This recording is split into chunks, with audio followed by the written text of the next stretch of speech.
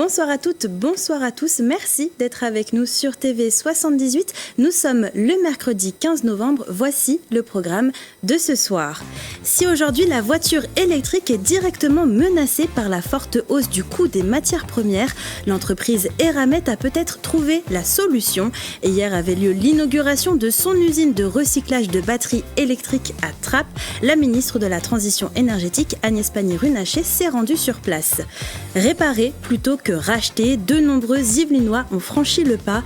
À Maurepas, SOS Accessoires, le leader français de l'auto-réparation, a dû déménager dans de plus grands locaux tellement la demande était forte. Mais comment fonctionne-t-il ? On fait le point dans cette émission. Un mot de football également dans votre 7-8 pour le 7e tour de la Coupe de France.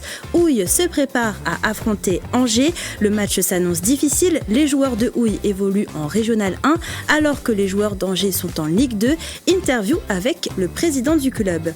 Soutenir les femmes entrepreneuses, c'est l'objectif de l'association Femmes des Territoires. Elle vient d'ouvrir une antenne à Rambouillet. Nous en parlerons avec Sandrine Tarditi et Thérèse Mayali. Ce sont nos invités du 7-8.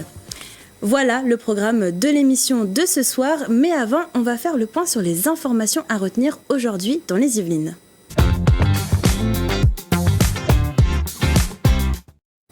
Et c'est avec vous, Mickaël Elmidoro. Bonsoir. Bonsoir. Alors, on commence ces informations en prenant la direction de Versailles, où un lycée a été évacué aujourd'hui. Ce mercredi 15 novembre, aux alentours de 9h45, le lycée Marie Curie de Versailles a été évacué en raison d'une alerte à la bombe. L'établissement a reçu un message d'alerte et les responsables ont fait retentir la sonnerie pour évacuer les lieux. L'annexe du lycée a elle aussi été évacuée. Les forces de police et les démineurs ont fouillé les locaux sans rien trouver. Ces dernières semaines, les alertes à la bombe se multiplient dans les Yvelines, que ce soit dans les établissements scolaires ou les lieux culturels comme le château de Versailles. Et après Versailles, on va prendre la direction de Poissy. Des postes vont être supprimés à Stellantis. Oui Mathilde, l'usine située à Poissy va réduire son personnel. Le groupement automobile international a décidé de supprimer une équipe de travail sur son site Pissiaquet. Objectif, mettre en place une nouvelle organisation à partir du 28 novembre. Une réorganisation qui fait suite à des problèmes de logistique et d'approvisionnement des fournisseurs concernant la fabrication de l'Opel Mokka et de la DS3 Crossback. Au total, 560 personnes sont concernées par cette restructuration. 200 à 250 intérimaires ne seront pas conservés. Selon le groupe Stellantis, la production ne baissera pas et sera maintenue à 12 000 voitures par mois. À Montigny, le Bretonneux, vous l'avez sûrement remarqué. D'ailleurs, si vous êtes passé à côté du rond-point du Vélodrome national de Saint-Quentin en Yvelines, l'arche de Piotr Kowalski est en travaux. Construite en 1991, cette arche va connaître un beau lifting avant les Jeux Olympiques de Paris 2024. Depuis le 6 novembre, les verres bleus sont retirés petit à petit. Objectif, les nettoyer surtout. Les ouvriers pourront remettre à neuf la structure. Une fois terminé, un nouvel éclairage sera mis en service et le bassin sera de nouveau rempli. La fin des travaux est prévue pour le printemps 2024. Coût total de l'opération, 520 000 € financé par la région, le département Saint-Quentin-en-Yvelines et la direction régionale des affaires culturelles. Et enfin, Mickaël, vous avez une dernière information concernant la BGE Yvelines. Le premier réseau national d'appui aux entrepreneurs lance un appel à candidature pour la première promotion de son Incubatest. Après un entretien, le candidat pourra intégrer un parcours immersif de 6 mois renouvelable lui permettant notamment de mettre en place sa stratégie commerciale et de monter en compétences. À la fin, le dirigeant récupérera son premier chiffre d'affaires réalisé et continuera à développer son entreprise. Si vous voulez vous inscrire, le site apparaît à l'écran. Eh bien, merci beaucoup, Mickaël Elmidoro, pour toutes ces informations. Et comme d'habitude, si vous aussi, vous voyez une image ou une information qui vous a marqué près de chez vous, n'hésitez pas à nous la partager sur les réseaux sociaux en utilisant le hashtag 78news.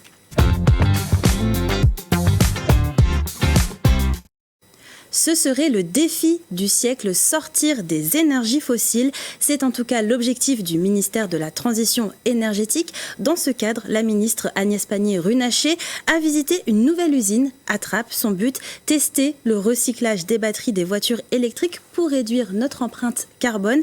Les explications de Régine Ralech, Clara de Frutos et Patrick Jacques de Dixmude.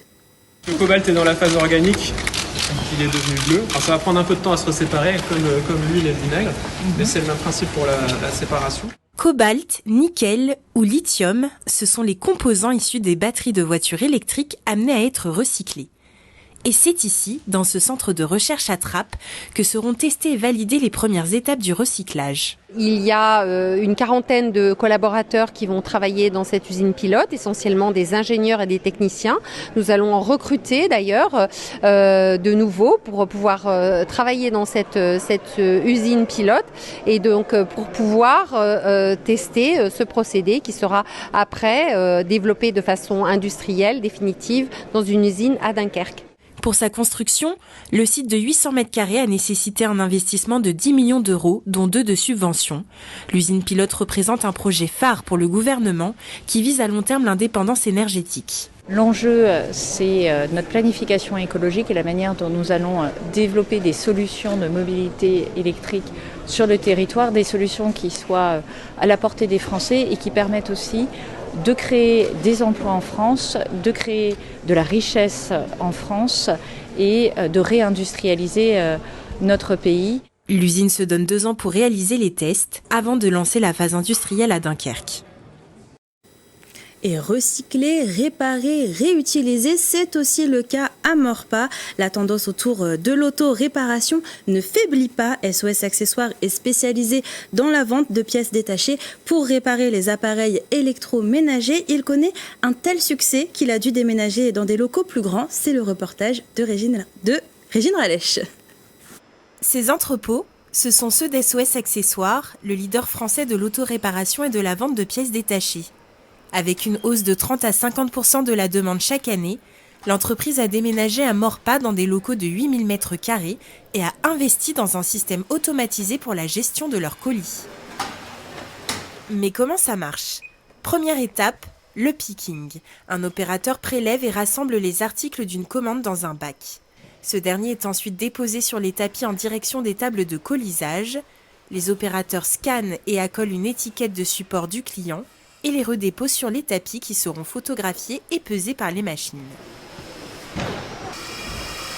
À cela, s'ensuit la formation et la fermeture des colis redirigés grâce à leur étiquette vers différentes gares des transporteurs. Ça nous permet de produire beaucoup plus de colis, de faire face à des grandes variations de volume à produire. Ça permet bien sûr aussi une meilleure productivité, dans certains cas une meilleure qualité et puis un meilleur confort de travail pour les opérateurs. Depuis l'acquisition de cette machine, Olivier de Montlivaud l'assure, aucun licenciement n'a été effectué, mais les commandes, elles, ont explosé. L'activité peut atteindre jusqu'à 8000 expéditions de colis par jour. 38 000, c'est le nombre d'emplois à pourvoir en Ile-de-France pour les Jeux Olympiques de Paris 2024. 700 offres seront d'ailleurs à saisir à l'occasion de l'événement Les Jeux recrutent qui se tient au Vélodrome national de Saint-Quentin en Yvelines le 21 novembre. Grégory Canalet et Clara Defrutos en parlent avec la directrice du Pôle emploi des Yvelines. Elle est leur invitée ce soir dans le premier numéro de Ça recrute. Je vous propose de regarder un extrait. Vous parliez des 700 offres disponibles pour cet événement Les Jeux recrutent. De quel type d'emploi parle-t-on ? Est-ce que ce sont des emplois spécifiques aux Jeux Olympiques qui vont s'étendre dans la durée et dans quel secteur surtout ? Alors c'est à la fois bien sûr des offres qui sont directement liées aux Jeux Olympiques, mais sur des métiers dont on a besoin tout le temps. Donc on va avoir du transport, on va avoir de la logistique, tout ce qui est, on va avoir aussi de l'événementiel, des métiers liés aux médias aussi. On va avoir tout ce qui est dans la restauration, cuisinier, serveur. On a aussi des métiers dans l'informatique. On a tous les métiers de la sécurité. Donc le spectre est large, de l'agent de sécurité au manager. Donc on a quand même sur cet événement des métiers qui sont en lien direct avec les événements qui vont nous toucher directement sur le 78 via les JO, mais qui sont des métiers sur lesquels il y a de l'emploi maintenant et il y en aura évidemment après puisque c'est des métiers qui recrutent de toute façon. Et le premier numéro de cette nouvelle émission Ça recrute est à retrouver ce soir en intégralité sur TV78, juste après le 7-8. Karting, laser game, bowling, l'université de Versailles-Saint-Quentin en Yvelines fêtait sa rentrée étudiante au Speed Park de Montigny-le-Bretonneux. Les étudiants se sont réunis autour de différentes activités, l'occasion unique de se rencontrer et d'échanger. C'est le reportage de Clara de Frutos. Au Speed Park, l'ambiance était à l'unité. Pour fêter la rentrée étudiante, l'agglomération de Saint-Quentin-en-Yvelines organisait une rencontre entre les différents établissements supérieurs le 9 novembre dernier. Au programme, karting, laser game, bowling, billard ou encore karaoké. Une occasion unique pour les étudiants d'échanger et d'apprendre à mieux se connaître. On a organisé cet événement parce qu'il est important pour nous de faire rencontrer les étudiants de Saint-Quentin-en-Yvelines. Notamment, il y a beaucoup de première année et deuxième année post-bac qui sont présents aujourd'hui. Et le but, c'est de leur faire découvrir tous les services qui sont dédiés aux étudiants, qui appartiennent donc à l'agglomération de Saint-Quentin. Une première pour Saint-Quentin-en-Yvelines qui semble avoir réussi son pari. Moi, ça me fait plaisir d'être là parce que j'ai pas l'habitude de sortir forcément. Et je trouve que ce soit entouré par la ville, c'est plutôt sympa, ouais. Ça fait rencontrer du monde. Ouais, c'était vraiment super, ça nous permet de découvrir justement le Speed Park. C'est une première pour moi. Je trouve ça c'est bien parce que déjà on peut passer une après-midi assez sympa entre amis, surtout là en période de partiel, ça nous fait un après-midi assez sympa. Et puis on n'en avait jamais entendu, moi j'avais jamais entendu parler du Speed Park avant, donc ça m'a permis de découvrir cet endroit, donc c'était assez cool. Au total, près de 300 étudiants de 12 établissements supérieurs différents étaient présents. Un mot de sport à présent dans votre 7-8 avec un match de football à ne pas manquer ce week-end dans les Yvelines. En Coupe de France, Houille, qui évolue en Régional 1, va affronter Angers, un club de Ligue 2. Ce sera ce samedi 18 novembre à 14h. Le président du club revient sur cet événement au micro de Mickaël Elmidoro.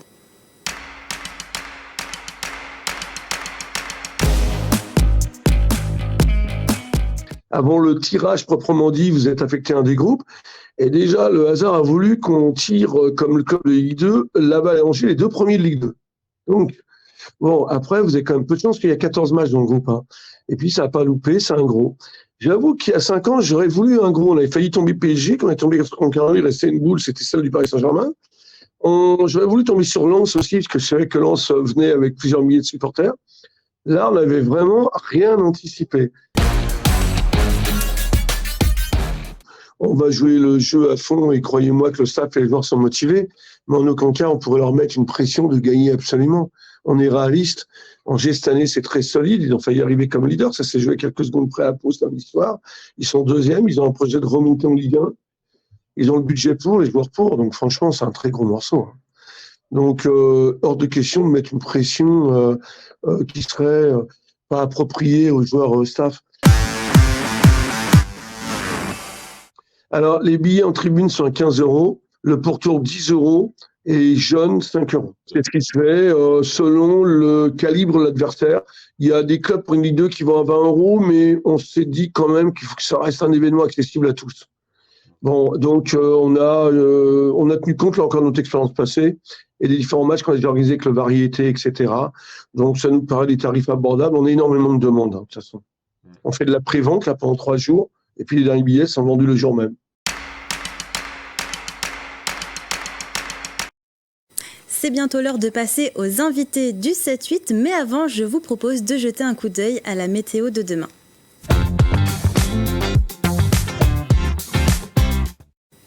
Demain matin, attention aux averses dans les Yvelines. Prévoyez votre parapluie. Côté température, comptez 9 degrés à Versailles, Rambouillet et Houdan. Il fera 10 degrés à Mantes-la-Jolie. L'après-midi, la pluie devrait s'arrêter, mais le ciel sera toujours très couvert. Au niveau des températures, il fera 13 à 14 degrés en moyenne sur le département. Et le vent sera toujours très fort demain après-midi. Attendez-vous à des rafales de l'ordre de 60 km/h environ. Et demain, nous fêterons la Sainte Marguerite, c'est l'heure à présent de passer aux invités du 7-8.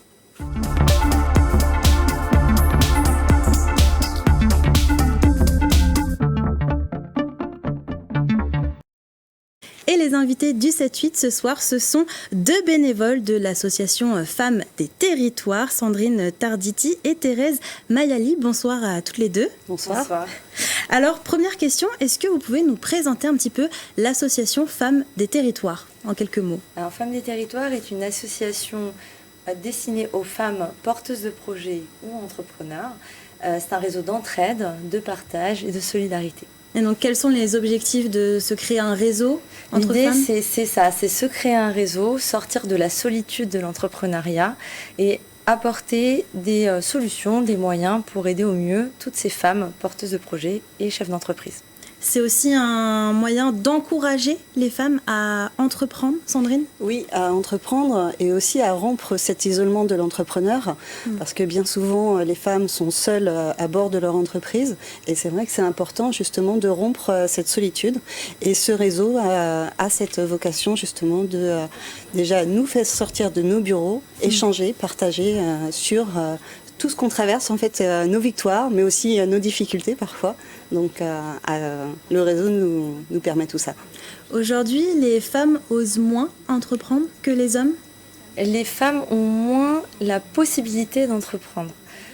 On sent vraiment cette inégalité homme-femme de manière assez globale. C'est un sujet qui est assez fréquent et en entreprise, dans le salariat, mais aussi particulièrement dans l'entrepreneuriat.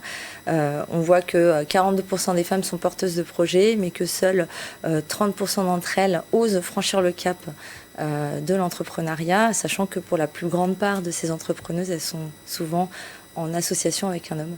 17% d'entre elles sont associées à un homme. Donc, c'est assez délicat. C'est compliqué. Et donc, toutes les deux, vous êtes aussi entrepreneuses et vous faites partie de l'association Femmes des Territoires. Comment est-ce que vous avez connu l'association et comment est-ce que vous vous êtes dit je vais l'intégrer ? En fait, donc moi j'ai rejoint le réseau Femmes des Territoires en janvier 2023, donc mon entreprise date de 2019 et justement je cherchais des réseaux pour pouvoir partager et échanger.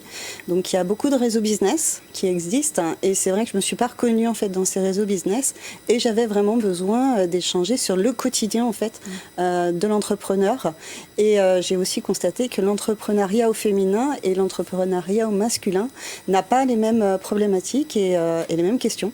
Quelles sont les problématiques de l'entrepreneuriat au féminin alors ? Je pense qu'on se pose beaucoup de questions avant de passer à l'action. En tout cas, moi, c'est ce que j'ai constaté, c'est que on cherche la perfection avant de pouvoir se lancer, alors que les hommes, spontanément, en fait, vont beaucoup plus se lancer et après essuyer les choses auxquelles ils n'auront pas pensé. Et je pense que, justement, cet entrepreneuriat au féminin est ralenti par cette façon de faire. Et vous, Thérèse Mayali, pourquoi est-ce que vous avez décidé de rejoindre l'association Femmes des Territoires ? J'avais besoin effectivement, comme un peu Sandrine, de sortir de ma solitude. Je sortais du salariat. J'ai enchaîné avec ma reconversion professionnelle où j'étais dans une promotion assez nombreuse, où on fréquentait du monde régulièrement. Et puis du jour au lendemain, je me retrouve toute seule à créer et à faire autre chose que mon activité. C'est-à-dire qu'on est sur énormément de palettes et on se sent très très seul et parfois démunis. Et puis quand on a besoin de célébrer certaines victoires, aussi on est seul. Et ce réseau permet vraiment ça. C'est-à-dire que c'est un réseau d'entraide et de partage. L'entraide à travers les ateliers et le partage de ses doutes, mais aussi de ses victoires. Et donc l'association, elle accepte n'importe quel projet d'entreprise, n'importe quelle femme qui a un projet pour entreprendre ? Oui. Il n'y a pas de limite. Non, il n'y a pas de limite. Il y a aussi l'objectif, c'est de faire développer ces entreprises. Donc justement, monter en compétences. Et c'est vrai qu'entre la plateforme digitale et les ateliers que l'on organise dans chacune des antennes, on voit justement cette montée en compétences progressivement. Et notre espoir, c'est que les entreprises grossissent, fluctuent, et deviennent de plus en plus grandes, quitte à embaucher aussi, parce que beaucoup de femmes sont souvent solo-entrepreneurs. Et du coup, l'association, elle regroupe combien de femmes au total aujourd'hui ? Environ. On est environ 1200 adhérentes sur le plan national. Nous, avant même d'avoir officialisé notre propre antenne, nous sommes déjà 23 adhérentes. Oui, parce que vous allez inaugurer une antenne à Rambouillet le 12 décembre. Donc il y avait un besoin, il y avait une demande dans les Yvelines. C'est concrètement un besoin clair et apparent, c'est-à-dire que en arrivant, moi je n'étais pas yvelinoise à l'origine, je suis des Hauts-de-Seine, j'ai déménagé l'hiver dernier, j'étais rattachée à l'antenne de Châtenay-Malabry et donc logiquement je m'étais dit je me rattachais à l'antenne de Rambouillet ou des alentours et il n'y avait rien. Effectivement, comme l'a dit très précisément Sandrine, il y a beaucoup de réseaux business dans le coin, vraiment beaucoup. Et il n'y a quasiment aucun réseau d'entraide officiel sous format associatif qui apporte les mêmes bénéfices que Femmes des Territoires. Donc c'était important de créer cette antenne à Rambouillet. Comment ça fonctionne? Comment est-ce qu'on entre dans l'association? Comment est-ce qu'on adhère? Alors c'est une adhésion annuelle, c'est 60 € d'adhésion par an, 30% si vous êtes sous minima sociaux, et les 2 premiers mois sont gratuits et sans engagement. Une fois que vous adhérez, vous avez accès à tout, à la plateforme digitale, avec les coups de pouce, les rencontres, mais aussi tous les ateliers disponibles sur la plateforme digitale, et puis l'accès à l'ensemble des antennes sur le plan national. Vous pouvez adhérer, vous rattacher à toutes les antennes de votre choix. Et alors c'est quoi un coup de pouce? Un coup de pouce, je compris. Un coup de pouce, c'est demander justement une aide aux membres, aux adhérentes du réseau. Ça peut être partager, tester un nouveau produit, une nouvelle solution, faire une enquête auprès d'un certain public. Ça peut être... t'as d'autres... Ça peut être... Je dois faire un sondage pour répondre à une question liée à ma société. Je demande un coup de pouce aux membres pour répondre à ce sondage et améliorer tel point lié à mon entreprise. Donc c'est assez... ça peut être très varié et c'est très intéressant de voir le feedback des adhérents qui sont toujours très volontaires pour aider et porter les autres. Ça peut être aussi participer dans le cadre des formations de certaines personnes. Par exemple, là j'ai été sollicitée pour aider une personne qui est en train de se former à la sophrologie. Elle avait besoin de 2 stagiaires qu'elle ne connaissait pas en amont. Et donc elle a fait un appel coup de pouce justement. Et je me suis dit pourquoi pas découvrir déjà la sophrologie et puis lui permettre à elle de valider en fait sa formation. Donc ça permet de se créer un réseau très important. Oui. Vous avez parlé aussi d'un MOOC qui permet de suivre des cours gratuits en ligne. Ce sont quel genre de cours Ce sont des ateliers en ligne, vraiment avec des modules très précis, très détaillé. D'ailleurs, Sandrine l'a suivi l'année dernière, la version de l'année dernière, et ça permet de se faire accompagner à distance sur le financement et le développement de son activité. Et ça, c'est complètement gratuit ? Oui, tout à fait. Le MOOC Je finance mon projet, donc est un MOOC qui permet justement d'accompagner et d'aiguiller les personnes porteuses de projets ou en essence d'entreprise, ou même celles qui se réorientent sur d'autres solutions, d'autres projets. Ça permet de redescendre justement toutes les thématiques de la création, donc aller chercher des financements, mais aussi savoir fixer son propre prix, à quel prix on va vendre telle et telle prestation. Ça peut être aussi des idées marketing, des techniques marketing qui sont importantes justement pour lancer en fait ce genre de projet. Et c'est vrai que ce MOOC est très intéressant parce qu'on peut le faire à notre rythme et aussi partager au sein du MOOC avec d'autres personnes qui sont dans les mêmes chapitres. Donc il est vraiment bien ficelé et même moi qui suis dans la finance par exemple, ça m'a apporté beaucoup. Vous avez appris des choses. J'ai pu regarder en fait mon entreprise avec des yeux de chef d'entreprise et non plus avec mon œil de financière.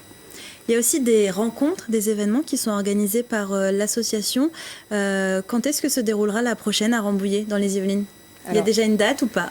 Nous, notre prochaine rencontre officielle, c'est la soirée d'inauguration de notre antenne, le mardi 12 décembre à 18h30. Donc c'est notre prochaine rencontre. Et puis dès lors, on va pouvoir lancer de manière officielle aussi nos ateliers et nos rencontres à travers des repas ou des after-work. Eh bien, merci beaucoup Sandrine Tarditi et Thérèse Mayali d'avoir accepté notre invitation en plateau et d'avoir répondu à nos questions. Si vous êtes intéressés, vous retrouverez plus d'informations sur le site internet femmesdesterritoires.fr. L'adhésion pour un an, je le rappelle, est de 60 €, gratuit les 2 premiers mois. Et c'est la fin de ce 7-8. Merci pour votre fidélité. Je vous souhaite une belle soirée sur TV78. Prenez soin de vous.